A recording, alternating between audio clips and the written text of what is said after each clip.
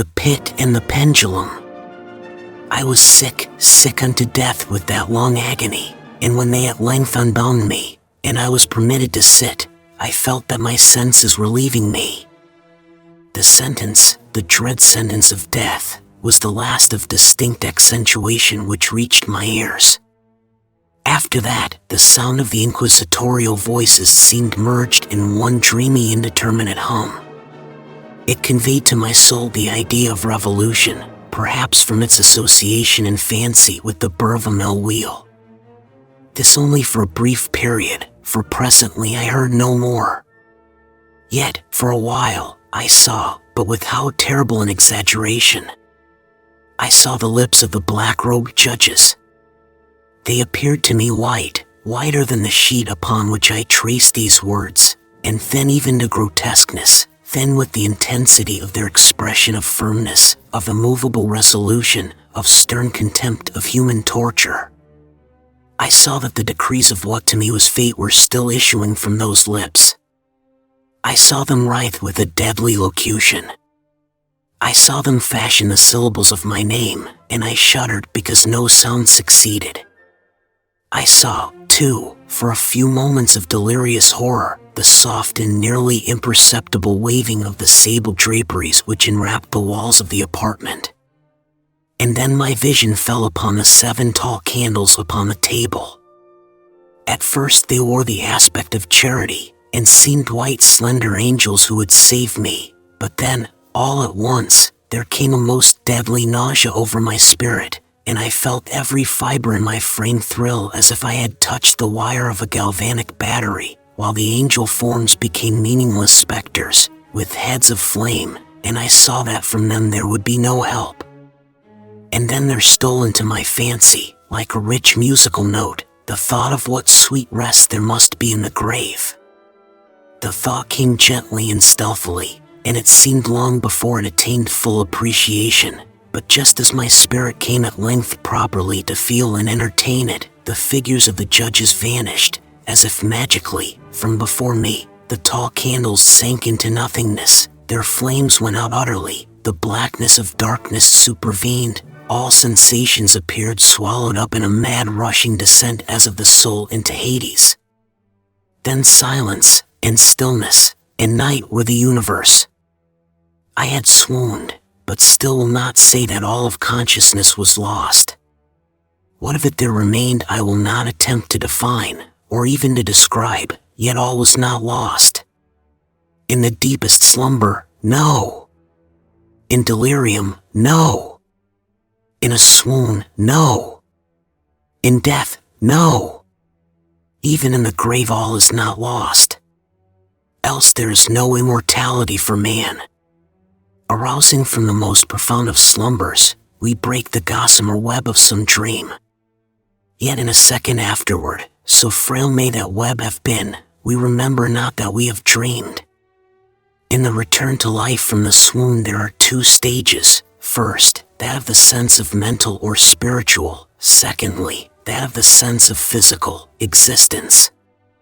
It seems probable that if, upon reaching the second stage, we could recall the impressions of the first, we should find these impressions eloquent in memories of the gulf beyond. And that gulf is, what? How at least shall we distinguish its shadows from those of the tomb? But if the impressions of what I have termed the first stage are not, at will, recalled, yet, after long interval, do they not come unbidden, while we marvel whence they come?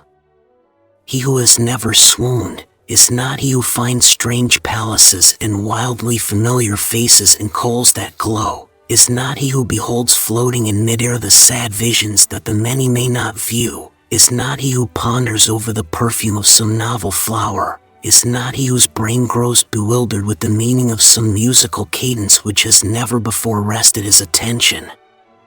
Amid frequent and thoughtful endeavors to remember, amid earnest struggles to regather some token of the state of seeming nothingness into which my soul had lapsed, there have been moments when I have dreamed of success, there have been brief, very brief periods when I have conjured up remembrances which the lucid reason of a later epoch assures me could have had reference only to that condition of seeming unconsciousness.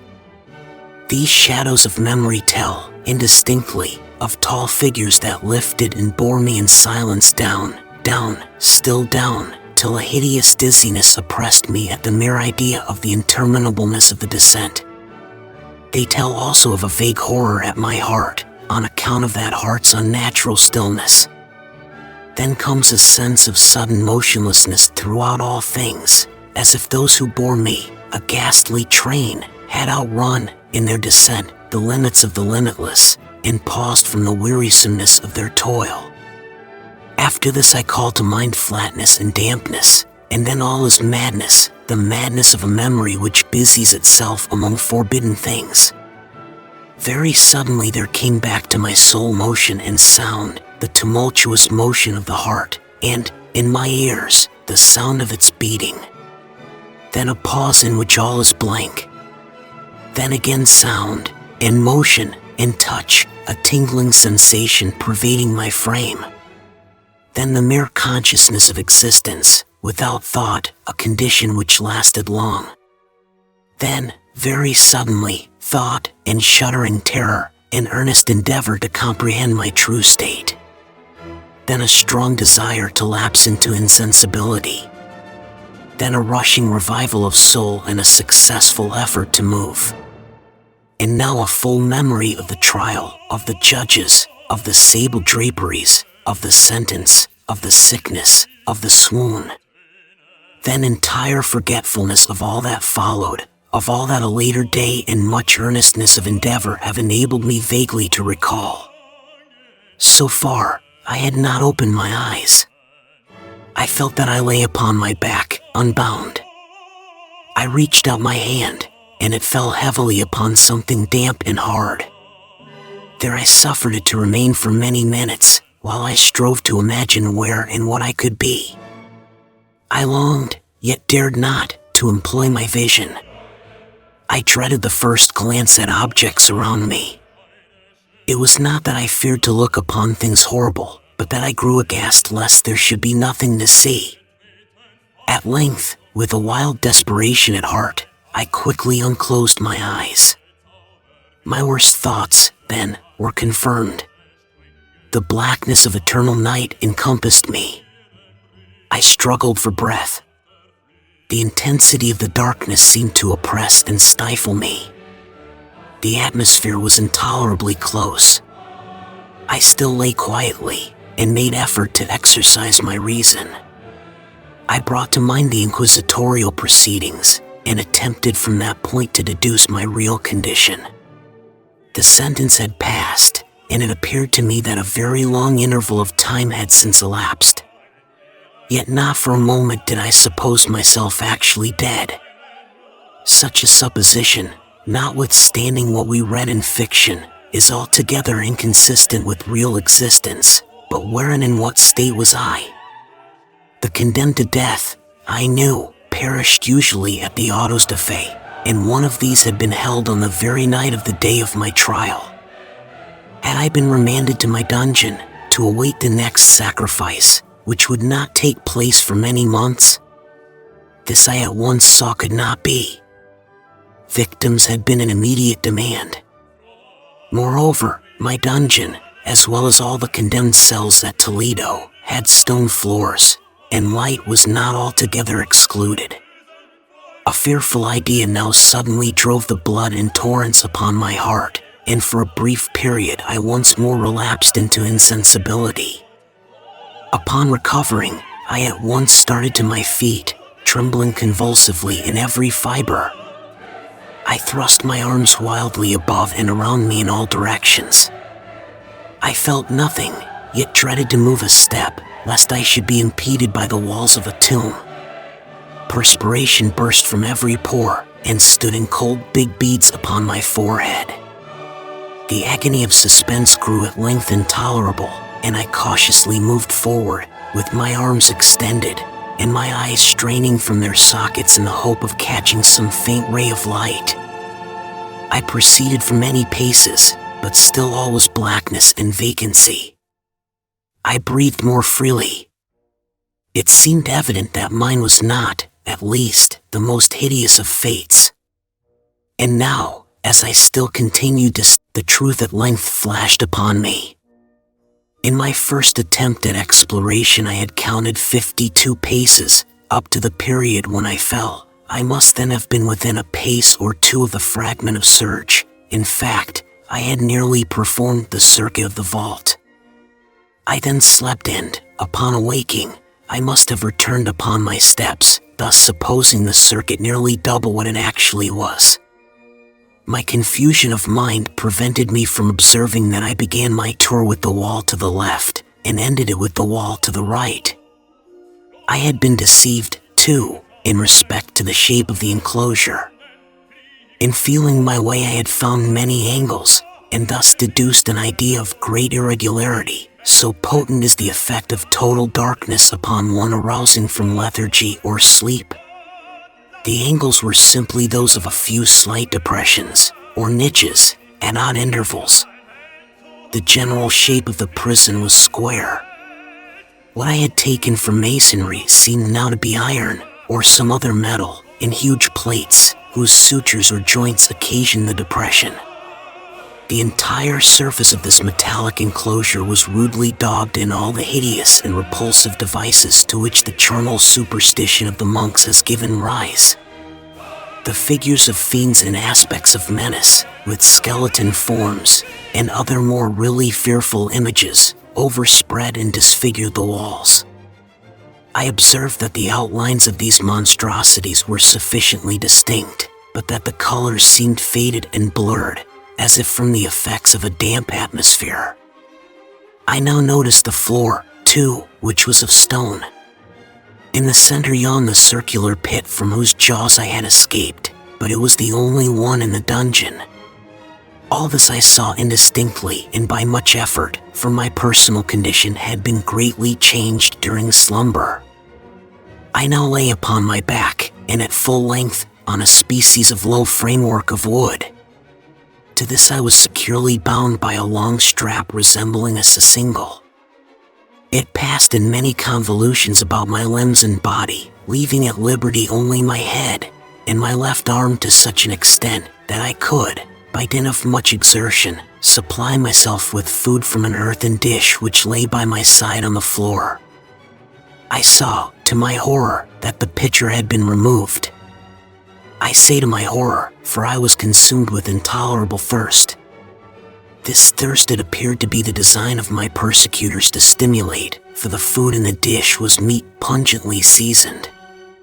Looking upward, I surveyed the ceiling of my prison. It was some 30 or 40 feet overhead, and constructed much as the side walls.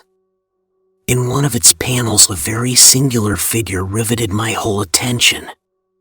It was the painted figure of Time as he is commonly represented, save that, in lieu of a scythe, he held what, at a casual glance, I suppose to be the pictured image of a huge pendulum, such as we see on antique clocks. There was something, however, in the appearance of this machine which caused me to regard it more attentively. While I gazed directly upward at it, for its position was immediately over my own, I fancied that I saw it in motion. In an instant afterward the fancy was confirmed. Its sweep was brief, and of course slow. I watched it for some minutes somewhat in fear, but more in wonder. Wearied at length with observing its dull movement, I turned my eyes upon the other objects in the cell. A slight noise attracted my notice, and looking to the floor, I saw several enormous rats traversing it. They had issued from the well which lay just within view to my right. Even then, while I gazed, they came up in troops, hurriedly, with ravenous eyes, allured by the scent of the meat. From this it required much effort and attention to scare them away. It might have been half an hour, perhaps even an hour, for I could take but imperfect note of time, before I again cast my eyes upward. What I then saw confounded and amazed me. The sweep of the pendulum had increased in extent by nearly a yard. As a natural consequence, its velocity was also much greater. But what mainly disturbed me was the idea that it had perceptibly descended. I now observed, With what horror it is needless to say that its nether extremity was formed of a crescent of glittering steel, about a foot in length from horn to horn, the horns upward, and the under edge evidently as keen as that of a razor. Like a razor also, it seemed massy and heavy, tapering from the edge into a solid and broad structure above. It was appended to a weighty rod of brass, and the whole hissed as it swung through the air. I could no longer doubt the doom prepared for me by monkish ingenuity and torture. My cognizance of the pit had become known to the inquisitorial agents, the pit, whose horrors had been destined for so bold a recusant as myself, the pit, typical of hell and regarded by rumor as the ultima thule of all their punishments. The plunge into this pit I had avoided by the merest of accidents, and I knew that surprise, or entrapment into torment, formed an important portion of all the grotesquerie of these dungeon deaths. Having failed to fall, it was no part of the demon plan to hurl me into the abyss, and thus, there being no alternative, a different and a milder destruction awaited me. Milder. I half smiled in my agony as I thought of such application of such a term. What boots it to tell of the long, long hours of horror more than mortal, during which I counted the rushing oscillations of the steel. Inch by inch, line by line, with a descent only appreciable at intervals that seemed ages, down and still down it came. Days passed. It might have been that many days passed, ere it swept so closely over me as to fan me with its acrid breath. The odor of the sharp steel forced itself into my nostrils. I prayed, I wearied heaven with my prayer for its more speedy descent. I grew frantically mad, and struggled to force myself upward against the sweep of the fearful scimitar. And then I fell suddenly calm, and lay smiling at the glittering death, as a child at some rare bauble. There was another interval of utter insensibility. It was brief, for, upon again lapsing into life, there had been no perceptible descent in the pendulum.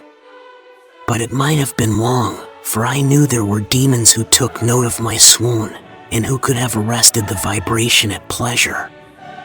Upon my recovery, too, I felt very, inexpressibly sick and weak, as if through long inanition. Even amid the agonies of that period, the human nature craved food. With painful effort, I outstretched my left arm as far as my bonds permitted, and took possession of the small remnant which had been spared me by the rats.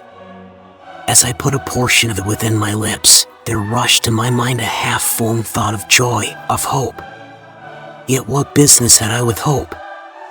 It was, as I say, a half-formed thought, man has many such, which are never completed. I felt that it was of joy, of hope, but I felt also that it had perished in its formation.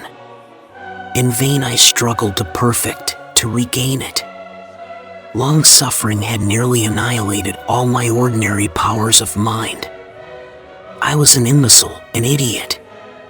The vibration of the pendulum was at right angles to my length. I saw that the crescent was designed to cross the region of the heart.